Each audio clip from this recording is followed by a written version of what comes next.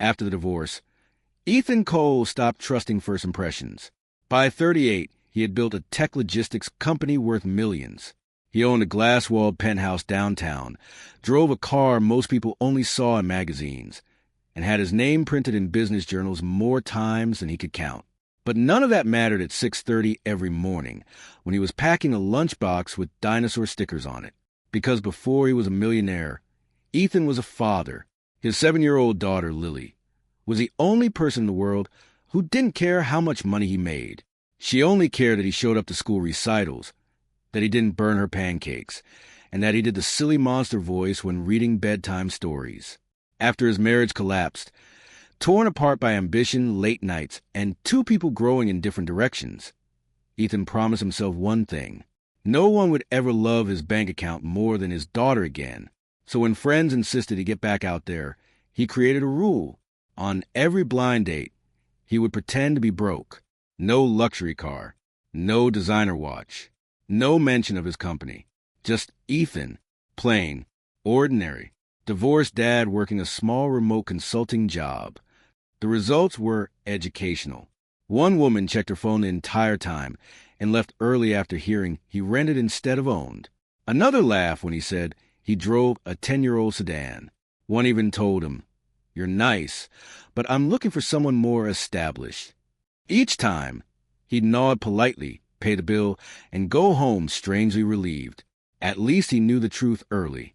Then one rainy Thursday evening, his assistant convinced him to try one more blind date. "She's different," she insisted. "Her name's Sophia. She works evenings at a small Italian restaurant." Ethan almost declined, but Lily, overhearing the conversation, looked up from her coloring book. "Daddy, you should go," she said seriously. "Maybe she liked dinosaurs, too." He smiled. "That's your requirement?" "Yes," she nodded. "And she has to be kind." Kind. That fell harder to find than beauty.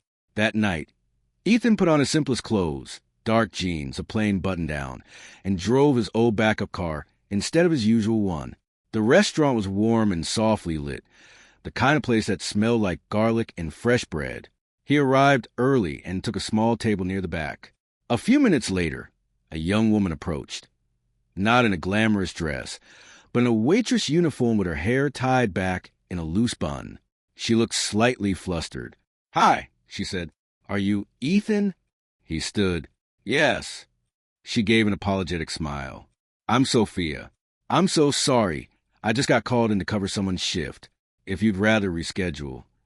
"You work here?" he asked. She nodded. "I don't want to cancel. I figured if you don't mind waiting until my break, we could still have coffee." He blinked. No one had ever shown up to a blind date in a work apron before. "I don't mind," he said. So he waited, and he watched. Sophia moved quickly between tables, balancing trays, smiling at customers, even the difficult ones. When a child spilled juice, she knelt down without hesitation and helped clean it up. When an elderly man struggled to open the menu, she gently read it to him. There was no performance in her kindness. It was automatic. When her break finally came, she slid into the seat across from him, slightly out of breath. "Thank you for staying," she said. "Thank you for not canceling," he replied. She laughed softly. Rent doesn't pay itself. There was no embarrassment in her tone, just honesty. They ordered coffee. "So," she asked, "what do you do?" Here it was. "I do some remote consulting," he said casually. "Nothing major. It pays the bills." She nodded thoughtfully. "Do you like it?" He wasn't expecting that question. "It's fine," he said, "but my favorite job is being a dad." Her face lit up. "You have a child?" "A daughter. Lily. She's 7. Sophia smiled in a way that made something shift in his chest. "What's she like?" And just like that, the conversation changed. Instead of asking about salary or assets, she asked about Lily's favorite subject, her fear of thunderstorms, the dinosaur lunchbox. When he mentioned that dating was hard as a single parent, she didn't pity him. She said quietly, "Anyone who doesn't see your daughter as part of the blessing isn't worth your time." The words landed gently, but powerfully. He studied her. "Does it bother you that I don't make much?" She tilted her head. Should it? I mean, I don't own a house. I don't drive anything impressive. She shrugged. Cars break down. Houses need repairs. Character doesn't. He almost laughed. You're not curious if I'm successful? He pressed. She smiled softly. Success to me is showing up for the people who depend on you. You already do that. For the first time in years, Ethan didn't feel like he was being evaluated. He felt seen. Over the next few weeks, he kept coming back to the restaurant, sometimes for dinner, sometimes just to talk during her break. He never revealed the truth. He wanted to be sure.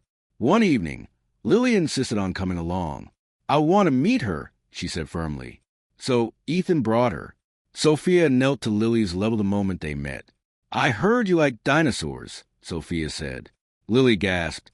Daddy told you? Only the important things. By the end of the night, Sophia had drawn a tiny cartoon T-Rex on Lily's napkin and tucked it into her pocket for protection. On the drive home, Lily crossed her arms seriously. I approve, she declared. Ethan laughed. You do? Yes. She's kind. Kind. Weeks turned into months. Ethan felt something he hadn't allowed himself to feel in a long time. Hope. But the truth couldn't stay hidden forever. One afternoon, Sophia finished her shift early and decided to surprise Ethan at the address he'd once vaguely mentioned. She followed the GPS and stopped because instead of a modest apartment building, she was staring at a luxury high-rise downtown. Confused, she double-checked the number. It matched. Just as she was about to leave, she saw him. Ethan stepped out of the building lobby, wearing a tailored suit, speaking to a man who looked very much like a corporate executive. Then a sleek black car pulled up. The driver opened the door for him. Sophia froze. Ethan turned and saw her. Their eyes locked. The surprise on his face said everything. He ended the conversation quickly and walked toward her. I can explain, he said gently. You're not broke, she replied quietly. No, you own this building, don't you? Partially, he admitted. Silence stretched between them. Why? She asked, not angry but hurt. Why lie? He exhaled slowly. Because the last woman I trusted loved a lifestyle more than life, he said. And I won't put Lily through that again. Sophia looked down. You thought I would? I didn't know, he admitted. I needed to be sure. She studied him for a long moment. Then she said something he didn't expect. You should have trusted me enough to tell me the truth. He swallowed. You're right. She stepped back slightly. I liked you when I thought you were a regular guy struggling to balance bills and parenthood, she said softly. Not because you were struggling, but because you were real. I am real, he said. Then be that, she replied. For the first time, Ethan felt afraid of losing something that had nothing to do with money. I'm sorry, he said honestly. I never meant to test you. I was protecting my daughter and maybe myself. Sophia's expression softened.